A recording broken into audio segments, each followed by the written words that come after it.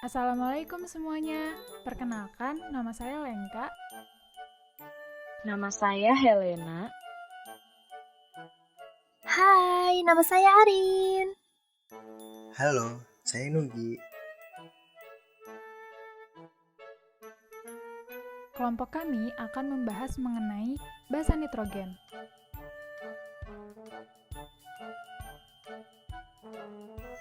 Apa itu basa nitrogen?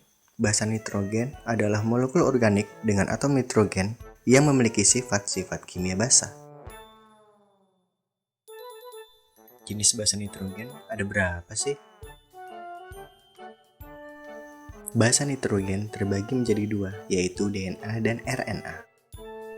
DNA singkatan dari deoksiribonuklerik asid merupakan materi genetik yang terdapat pada semua makhluk hidup yang menentukan bentuk dan keberlangsungan makhluk hidup karena mengandung instruksi genetika. DNA menjadi penentu keberlangsungan suatu makhluk hidup karena akan menurunkan sifat, bentuk, atau jenis makhluk hidup.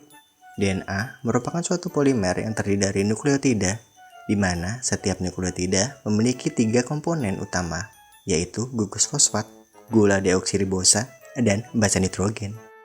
Sedangkan RNA, singkatan dari ribonuklerik asid, merupakan rangkaian nukleotida yang saling terikat seperti rantai dan hasil dari transkripsi dari suatu fragmen DNA. Sehingga RNA merupakan polimer yang berukuran lebih pendek dibandingkan dengan DNA. DNA pada umumnya dijumpai dalam inti sel, sedangkan RNA umumnya terdapat pada sitoplasma, khususnya ribosom. RNA tersusun atas komponen yang sama dengan DNA, yaitu gugus fosfat, gula deoksiribosa, dan basa nitrogen. Jadi, DNA dan RNA itu sama-sama memiliki 4 basa nitrogen. Tetapi, hanya 3 basa nitrogen saja yang dari DNA yang memiliki kesamaan dengan RNA.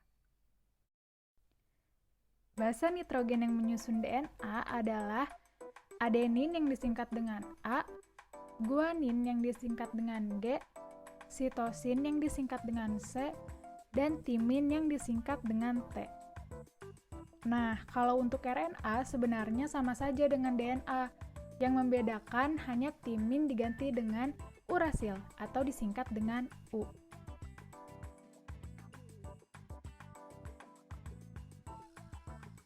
Adenin merupakan basa purin dengan 2 cincin. Pada DNA, adenin akan berikatan dengan timin atau A dengan T.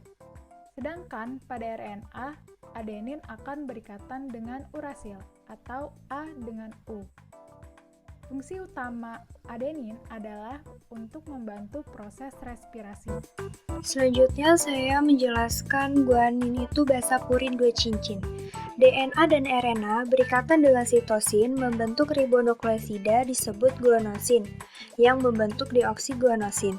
Senyawa ini ditemukan sebagai struktur membran sitoplasma dan ditemukan di guanosin trifosfat dan GTP yang berfungsi membantu proses seluler seperti regulasi tumbuhan, transduksi sinyal, dan transportasi protein. Selanjutnya, ada sitosin basa pirimidin yang memiliki 1 cincin. Pada DNA dan RNA-nya berikatan dengan guanin. Sitosin dapat mengubah adenosin difosfat menjadi adenosin trifosfat dengan mentransfer fosfat. Urasil atau disingkat dengan U hanya ditemukan dalam RNA. Merupakan basa pirimidin yang berikatan dengan adenin, yang memiliki fungsi yang sama dengan timin di DNA. Sedangkan timin disingkat dengan T, hanya ditemukan di DNA.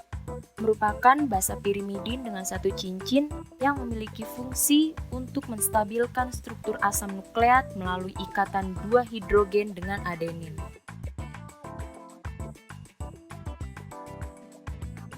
Kesimpulan dari pembelajaran ini adalah basa nitrogen pada DNA terdiri atas adenin, guanin, sitosin, dan timin. Sedangkan basa nitrogen pada RNA terdiri atas adenin, guanin, sitosin, dan urasil. Semua basa nitrogen tersebut memiliki peranan penting dalam proses sintesis protein untuk keberlangsungan makhluk hidup. Terima kasih sudah menonton video kami. Semoga bermanfaat ya.